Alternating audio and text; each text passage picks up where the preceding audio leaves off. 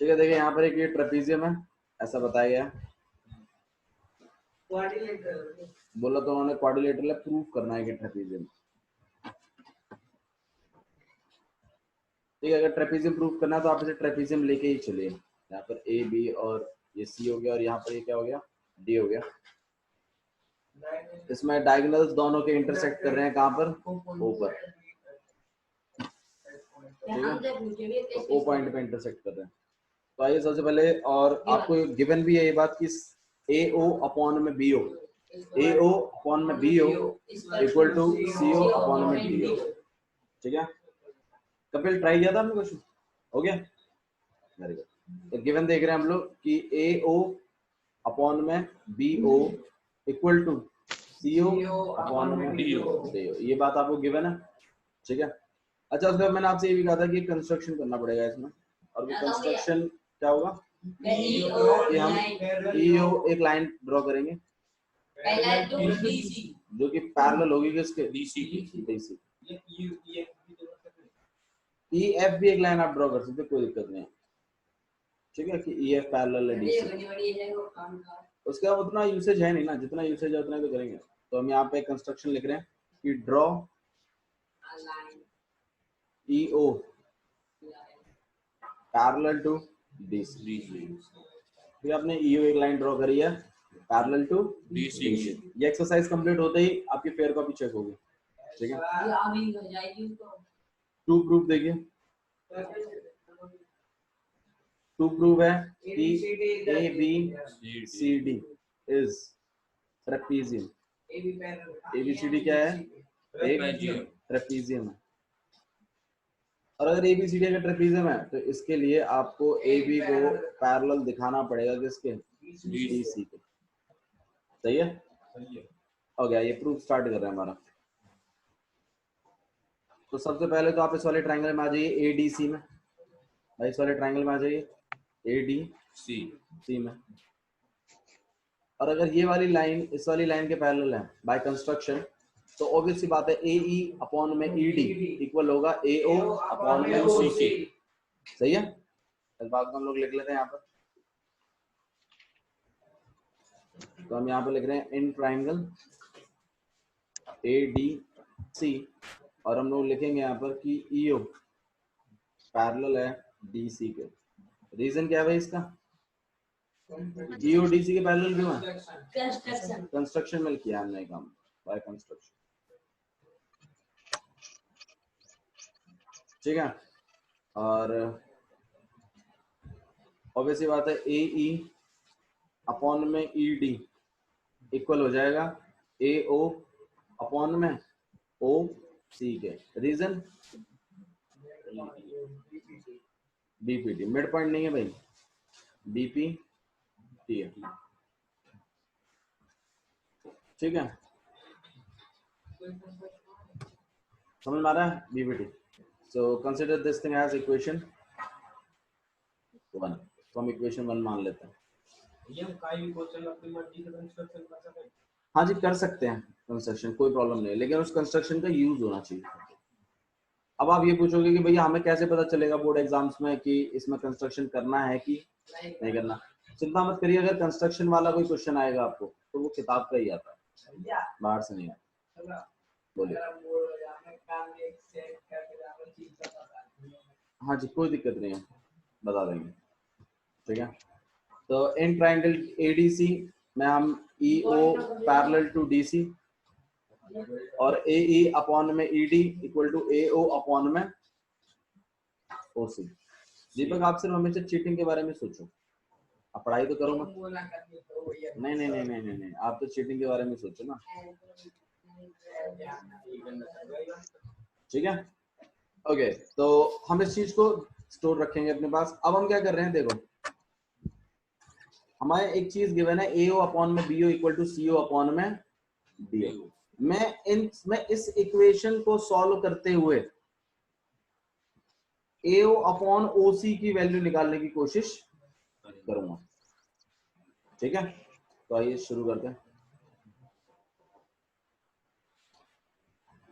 मैं एक काम करता हूँ, मैं यहाँ पे लिख लेता हूँ कि ए ओ अपॉन में बी ओ इक्वल है CO अपॉन में DO के। रीजन क्या है? गिवन है ये बात। नहीं अभी नहीं, थोड़ा सा इसको सेट तो कर लो पहले। AO अपॉन OC तो बना लो इसमें से। तो हम क्या करेंगे, क्रॉस मल्टीप्लाई करेंगे। AO इंटू में DO equal to CO into में BO कर सकते हैं क्रॉस मल्टीप्लाई। फिर हम जानबूझ के AO अपॉन CO बनाने की कोशिश करें ताकि इसकी जगह रिप्लेसमेंट हो सके। तो हम क्या करेंगे, CO को तो AO के नीचे भेज देंगे और DO को किसके नीचे भेज देंगे? BO के। तो हम लोग लिखेंगे यहाँ पे AO अपॉन में CO equal to BO upon में DO। लिख सकते हैं, लिख सकते हैं। DO अपॉन BO कैसे लिख दोगे? DO ऊपर है, DO को हम यहाँ पे क्रॉस में भेज रहे हैं, नीचे जाएगा ना, तो DO को ऊपर कैसे लिख दोगे? ऊपर नहीं लिख सकते। हाँ, अगर आप इस BO को नीचे भेज रहे होते DO के तो आप लिख पाते इसको DO अपॉन में DO, ठीक है। बट फिर दूसरी तरफ CO अपॉन में AO हो जाता है, लेकिन आपको AO अपॉन CO चाहिए, इसलिए नहीं कर रहे, ठीक है। तो यहाँ पे DO आ जाएगा एंड हम इसको इक्वेशन सेकंड कंसिडर कर लेंगे।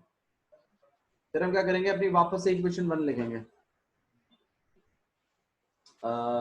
AE कंपेयर करेंगे, चलो कंपेयर कर लेते हैं, ठीक है। कंपेयर कर, मैं एक्चुअली उसमें मैं रिप्लेस करता, कंपेयर कर रहे हैं हम लोग। Compare equation 1 and second. भाई दोनों ही AO अपॉन CO के इक्वल हैं, तो मुझे बात बताइए, क्या मैं AE upon ED equal to BO upon DO लिख सकता हूँ कि नहीं लिख सकता? बिल्कुल लिख सकते हैं हम लोग, ठीक है। तो हम लोग लिखेंगे कि AE अपॉन में ED इक्वल है BO अपॉन में DO।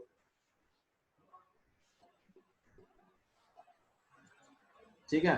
अब आप खुद देखो यहाँ पर, देखिए AE अपॉन ED इक्वल है किसके? BO अपॉन में DO के। अगर आप इस वाले ट्राइंगल को देखो, इस वाले ट्राइंगल को, तो देखो साइडें कैसी हैं? प्रोपोर्शनल है। अगर साइडें प्रोपोर्शनल है तो ऑब्वियस सी बात है, कन्वर्स ऑफ BPT से आप इस वाली लाइन और इस वाली लाइन को क्या बता सकते हो? पैरेलल बता सकते हो। लेकिन उसके लिए ED ऊपर होना चाहिए और AE, क्योंकि ये उल्टा रखा हुआ है ना ट्राइंगल। बात क्लियर है? तो आप क्या कर दीजिए, कोई दिक्कत नहीं, उसको रेसिप्रोकल कर देते हैं, उसमें क्या नहीं है, ये रेसिप्रोकल बोथ साइड। तो हमारे पास क्या आ जाएगा, ED अपॉन में AE equal to DO upon में BO, सही है। अगर ED अपॉन में AE equal to DO upon BO है, देखो खुद, ED अपॉन में AE equal to DO upon में BO अगर है, तो क्या हम इससे EO पैरेलल टू AB लिख सकते हैं कि नहीं लिख सकते? रीजन, कन्वर्स ऑफ BPT,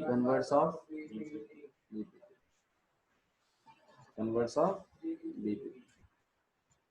और अगर EO AB के पैरेलल है और EO पैरेलल टू DC भी है, ये बात तो बाय कंस्ट्रक्शन थी, तो ऑब्वियस सी बात है AB किसके पैरेलल हो जाएगा? DC के। और अगर AB DC के पैरेलल है तो ABCD इज ट्रेपेजियम। क्या बन जाएगा ये? Reason, one pair of opposite sides are parallel.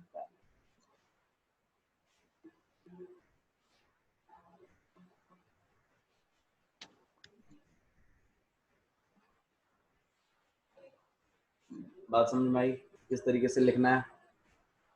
बोल भाई, ठीक है? ठीक है दीपक, सिंपल चीज है, ऐसा कुछ टफ नहीं है, थोड़ा सा समझ के लिखो, आपको फिर रटने की जरूरत नहीं पड़ेगी, बस इतना ध्यान रखो, हाँ ऐसा कुछ करना है।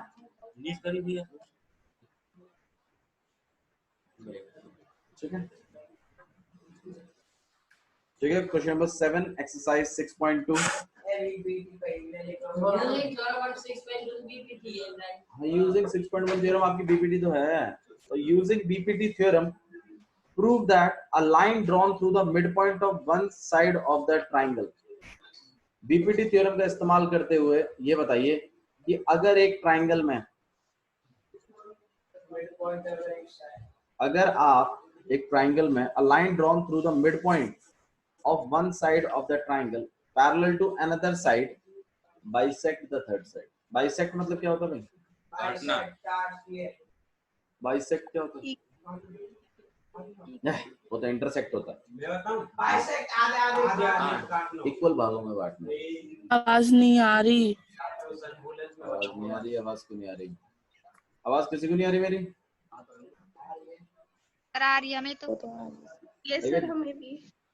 अगर मेरी तरफ से नेटवर्क इश्यू होगा तो आप सब में से किसी को आवाज नहीं आएगी, और अगर बाकियों को आ रही है, अगर आपको नहीं आ रही है तो इसका मतलब है कि आपकी तरफ से नेटवर्क इश्यू है। ठीक है, थोड़ा घर से बाहर आ जाइए, वहां पे आके आराम से पढ़िए। ठीक है, एबीसी आपके पास एक ट्राइंगल है। क्वेश्चन में क्लियर कट बोला है कि प्रूव करके दिखाओ कि अगर एक लाइन ड्रॉ करी जाती है किसी भी एक साइड के मिड पॉइंट से, तो मैं ए बी के मिड पॉइंट से एक लाइन ड्रॉ करूंगा, तो इसका मतलब हमारा ये जो पॉइंट है डी, ये ए बी का क्या है? Mid point. ये क्या है? Mid point, right.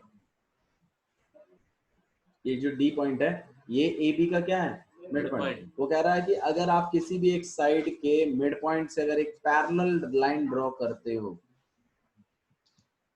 जो कि पैरेलल होगी आपकी दूसरी साइड के, तो वो इस वाली साइड को भी मिड पॉइंट पर ही बाइसेक्ट करेगा।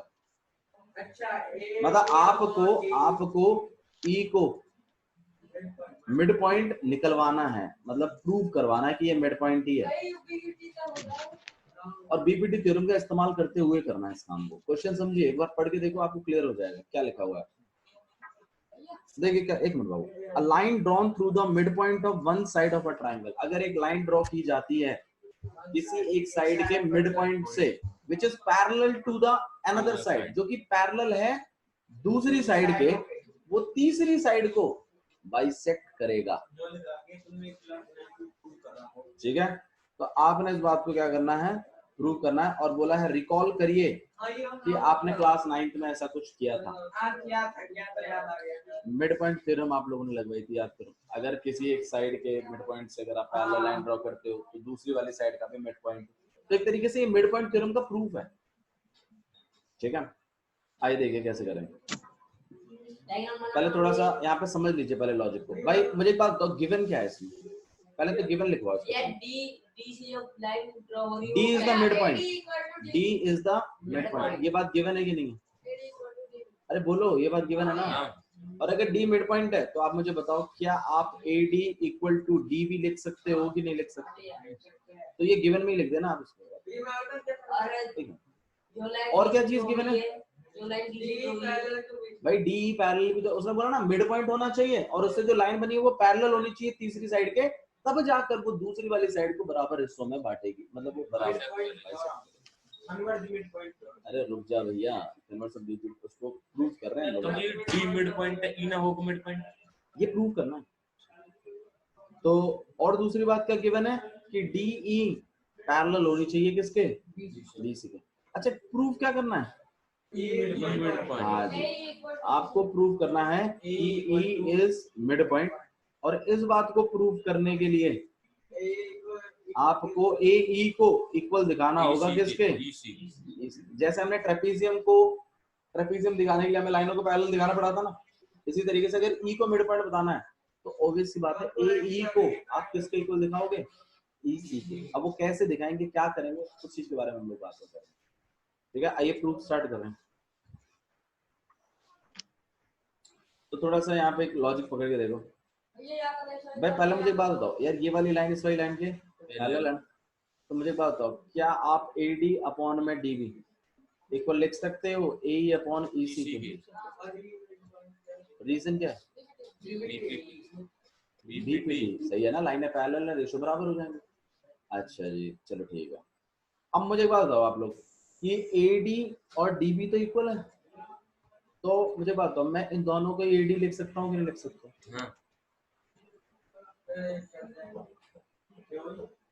भाई दोनों इक्वल है ना, AD इक्वल टू DB, आपने तो बोला डी मिड पॉइंट है, इस AD से AD कट जाएगा, 1 1 बच जाएगा, क्रॉस मल्टीप्लाई करना है फिर इसको, 1 into EC इक्वल टू में 1 into AE, तो यहाँ तो EC इक्वल टू कितना हो जाएगा भाई यार, यही काम तो करवाना है।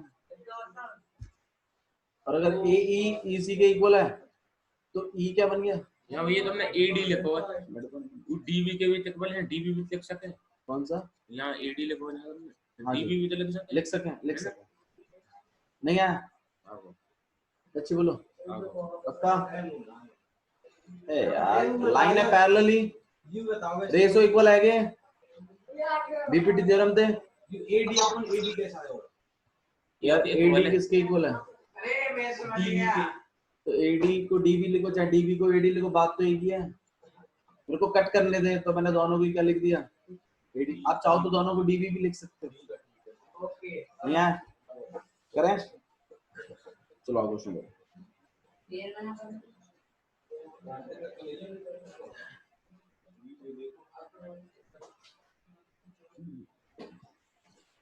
वो अभी करेगा, बोलूं बाद में फिर काम बहुत रहता है इसका। ये सही में कैसे पेट ले लग रहा हो, ठीक है, तो भाई अब देख लेते हैं इसको। तो सबसे पहले इन ट्राइंगल ABC सही है, DE पैरेलल है किसके, रीजन,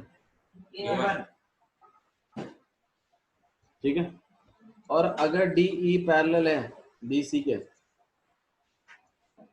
आप मुझे बताओ फिर क्या आप AD अपॉन में DB equal to AE upon EC कह सकते हो कि नहीं कह सकते, रीजन सही है। अच्छा AD और DB दोनों इक्वल है ना, तो मैं क्या करूँगा, मैं AD और इसको भी AD ही लिख दूंगा, रीजन देंगे ना इस बात का, क्योंकि AD इक्वल है किसके, रीजन देंगे, चिंता क्यों कर रहे हो, और AD से AD क्या हो जाएगा, तो क्रॉस मल्टीप्लाई कर देंगे हम लोग, तो 1 into में EC इक्वल टू 1 into में AE, तो EC किसके इक्वल हो गया, AE के, और अगर EC AE के इक्वल है, hence E is the midpoint, E is the midpoint, और अगर E midpoint है तो वैसे बात है थर्ड साइड ने उस साइड को क्या किया होगा, बाइसेक्ट किया है, यही तो मतलब है इसका, hence proof।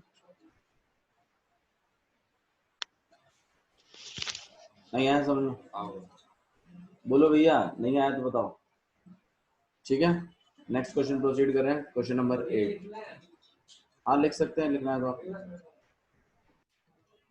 ठीक है। तो यहाँ पर एक ट्राइंगल बना दिया उसने, क्लियर कट। क्वेश्चन नंबर 8 में उसने एक बात कही है कि कन्वर्स ऑफ बीपीटी थ्योरम का इस्तेमाल करते हुए इस बात को प्रूव करिए कि line joining the mid point of any two sides, एक ट्राइंगल की अगर दो साइडों के मिड पॉइंटों को ज्वाइन करती हुई कोई लाइन जाती है तो वो तीसरी साइड के जरूर पैरेलल होगी, इस बात को प्रूव करना है। आप कहोगे भैया इसमें तो दिख रहा है, कोई अजीब सा ट्राइंगल लेके देखो, आओ अजीब सा ट्राइंगल लेते हैं थोड़ा सा, भाई इसका मिड पॉइंट यहाँ होगा, भाई इसका मिड पॉइंट यहाँ होगा, आप बोल रहे हो नहीं भैया और अजीब सा लो, ठीक बात तो ये हुई,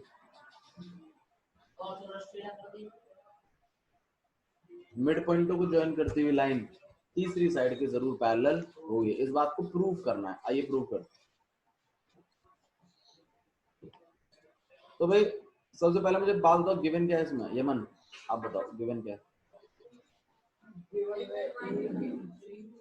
हाँ ABC क्या पैरेलल है, गलत, ये गिवन थोड़ी है तो प्रूव करना है, दोबारा सोच, अगर मिड पॉइंट है दोनों की, दोनों तो लाइनें पैरेलल होगी, इस बात को प्रूव करना है। तो भाई मिड पॉइंट होना गिवन है बात है भाई साहब, D is the midpoint, D is the midpoint of AB, ये बात गिवन है। और अगर डी मिड पॉइंट है तो आप खुद बताइए ए डी इक्वल टू क्या हो जाएगा, डी बी। ये पहला है। दूसरा E is the midpoint of AC. E is the midpoint of AC। तो कितना हो जाएगा, AE इक्वल हो जाएगा AC की। ये बात भी गिवन है। अच्छा टू प्रूफ बता दो भाई कोई, रॉबिन बताएगा, रॉबिन बताएगा टू प्रूफ क्या है। क्या पूछ रहे हैं, DB DEBC के पैरेलल ना, यू कौन पैरेलल, पहले सवाल में हमें EU दिखाना भैया। अरे टू प्रूफ बता, टू प्रूफ ही बता। हाँ। और जो पिछला और यहाँ में बताना है U A लाइन का नाम ले सही से। DE हाँ D प्रूव करनी है भैया की DE प्रूफ करनी है कि हमें बोल तो नहीं रहा तो हमारे पढ़ लेंगे क्यों पढ़ लेंगे, 2 बार 3 बार हिंदी में मैंने बता दिया है, तब भी तेरे को अबे क्या प्रूफ करना है इसमें। हाँ DE पैरेलल दिखानी है BC के। 3-4 हल्ला बोल चुका हूं मैं यहाँ पे बैठे बैठे। ये वाली लाइन इस वाली लाइन के पैरेलल दिखानी है आपको, ये प्रूफ करना है। आओ जी करते हैं, प्रूफ स्टार्ट कर रहे हैं भाई। लाइन को बनाए ना बनाए, पहले मुझे एक बात बताओ, नहीं बनाएंगे क्यों, वो प्रूफ करते हैं उनको नहीं बनाते। ज्यादा से ज्यादा आप गिवन इसमें ये कर सकते हो, ये इधर मिड पॉइंट है ना, साइड है इक्वल होंगे, गिवन हो गया। ओके प्रूफ जब हम स्टार्ट करेंगे तो मुझे एक बात बताओ आप लोग, हमें लाइनों को पैरेलल दिखाना, तो ये तो कन्वर्स ऑफ बीपीटी से ही होता है। तो हम क्या करेंगे, इस साइड के रेशियो को इक्वल दिखा देंगे इस साइड के रेशियो के, तो ये वाली लाइन इस वाली लाइन की क्या हो जाएगी ऑटोमेटिकली। आइए कर देते हैं, बहुत सिंपल क्वेश्चन है। इन ट्राइंगल एबीसी चलते हैं पहले, AD ठीक है, और हम कहते हैं कि AD अपॉन में DB का रेशियो किसके बराबर आएगा, अभी चेक कर लेते हैं। मुझे एक बात बताओ, AD अपॉन DB को आप AD अपॉन AD लिख सकते हो कि नहीं लिख सकते, लिख सकते हो ना। काटा पीटी कर आगे कितना बचेगा आपके पास, 1/1। रीजन आप जानते हो खुद कि AD किसके इक्वल है, DB के, इसलिए तो कर पाएंगे काम, ठीक है। और दूसरा वाला रेशियो निकाल लो, AE अपॉन में EC, तो ऑब्वियसली बात है दोनों AE कन्वर्ट हो जाएंगे। क्यों, क्योंकि AE किसके इक्वल है, EC के। EC की जगह मैं E लिख सकता हूँ, काटा पीटी कर आके रेशियो कितना बन गया, 1/1। तो आप मुझे खुद बताओ, दोनों के रेशियो 1/1 आ रहे हैं ना, तो आप इस बात को लिख सकते हो कि नहीं लिख सकते कि AD अपॉन में DB किसके इक्वल है, AE अपॉन में EC के। और अगर रेशियो इक्वल है तो लाइनें क्या होंगी, रीजन तोड़ दे दीपक, तोड़ दे, जब पढ़ाने जाता तो तोड़ते ही बालक। DE पैरेलल है किसके, BC के। रीजन क्या है, कन्वर्स ऑफ BPT। समझ में आया, हाँ भाई डाउट है किसी को तो बताओ, ठीक है। तो आपका ये एक्सरसाइज 6.2 इसी के साथ खत्म होती है, ठीक है। विल मूव टू एक्सरसाइज 6.3, ठीक है, ओके, ठीक है। एक्सरसाइज 6.3 ABC एक ट्रायंगल है और एक ट्रायंगल है आपके पास PQR, ओके। और ये वाला 60 डिग्री है, ठीक है, and this is 80 degree and this is 40 degree. अब हम फर्स्ट ही करवा रहे हैं, चेक करो किताब में, फर्स्ट का फर्स्ट ही है। और यहाँ पर भी 60 डिग्री 80 डिग्री एंड 40 डिग्री। बताओ भाई ये ट्रायंगल कॉन्ग्रुएंट है, सिमिलर है कि नहीं है, कौन सी प्रॉपर्टी के तहत, एंगल एंगल एंगल, या फिर एंगल एंगल से भी हो जाएगा, दो से हो जाएगा। लेकिन लिखेंगे कैसे, लिखेंगे आप इस तरीके से, in triangle ABC and triangle PQR। पहले ट्रायंगल में जाएंगे, फिर आप लिखोगे, हाँ जी, फिर आप लिखोगे एंग्स का एंगल है इसके एंगल P के इक्वल, सही है, वेरी गुड, ईच 60 डिग्री। ये सब मैं करवा चुका हूँ पहले भी, ठीक है। एंगल P किसके इक्वल है, angle Q। Reason each 80 degree, और तीसरा एंगल सी किसके इक्वल है? एंगल आर के। जरूरत नहीं है, दो से भी हो जाएगा काम, लेकिन अगर आपने तीनों ही कर दिए तो तीनों भी चल जाएगा। ठीक है, अब हम लिखेंगे कि triangle A B C similar, congruent नहीं है, सिमिलर है, साइज का फर्क है ना, मैंने पहले ही बताया था। ठीक है, आप लिखोगे ट्राइंगल पी क्यू आर, समझ में आया ना? ए की जगह क्या चल रहा है? पी, बी की जगह क्या चल रहा है? क्यू, और सी की जगह क्या चल रहा है? तो वही चीज लिखेगा। और रीजन बता दो, एंगल एंगल तीन एंगल्स का इस्तेमाल किया ना, इसीलिए। समझ में आया? बोलो भाई, ठीक है? Yes sir. ओके, अच्छा, तो बस सिमिलर हो गए, इस तरीके से आपने इस क्वेश्चन को करना है। अगला क्वेश्चन प्रोसीड कर रहे हैं, देखिए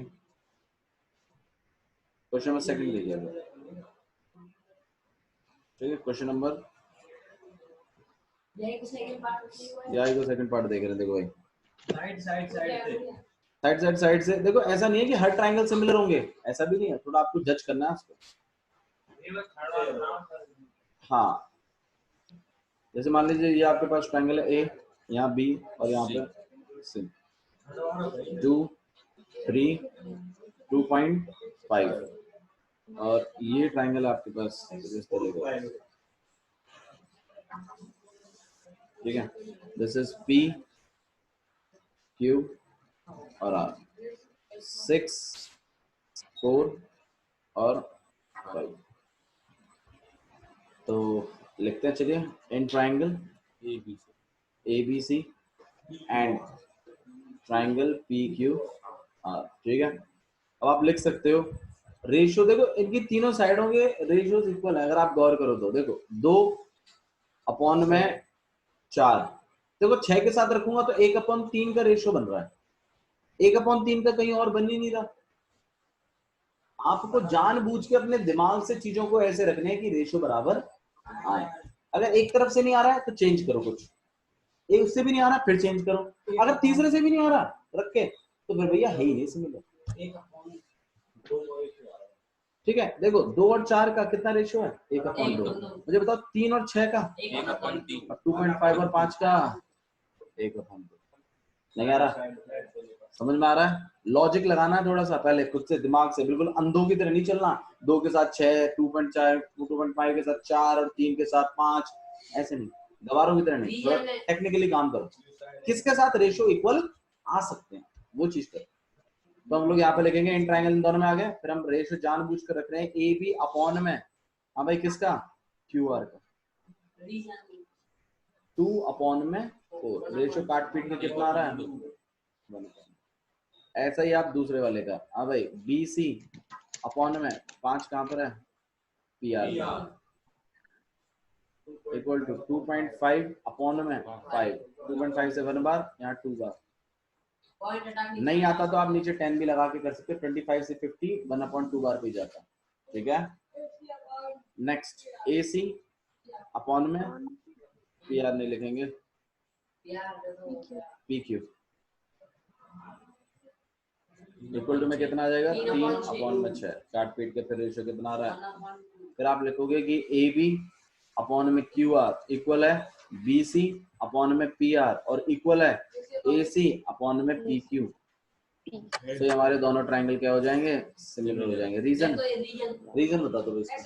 एस एस एस, तीनों साइडें प्रोपोर्शनल लगा दिए। तो मैं triangle A B C similar हो जाएगा ट्राइंगल। हाँ भाई, ए की जगह क्या चल रहा है बताना थोड़ा सा मेरे को। गलत। बबलू तू तो गधा ही है वाकई में यार। तू ऐसा कर, सो ले थोड़ी देर। अरे देखो ना, इसमें ए चल रहा है ना, इसमें और इसमें गौर करो क्या चीज चल रही है? क्यू चल रहा है। तो ए की जगह क्या चल रहा है? क्यू। और अगर ए की जगह तुमने क्यू फाइनल कर दिया है तो बी की जगह खुद बता दो क्या चल रहा है? बी की जगह आर, और बी की जगह अगर आर चल रहा है तो सी की जगह क्या चल रहा है बाकी? बी। और रीजन एस एस। मैं सच बताइए, समझ में आ रहा है कि नहीं आ रहा है? आ रहा है ना? ठीक है, ओके, नेक्स्ट क्वेश्चन देखिए एक बार, मेरे को देख के बता दो आपकी प्रोपोर्शनल मतलब है कि नहीं है सिमिलर, देख के बता दो।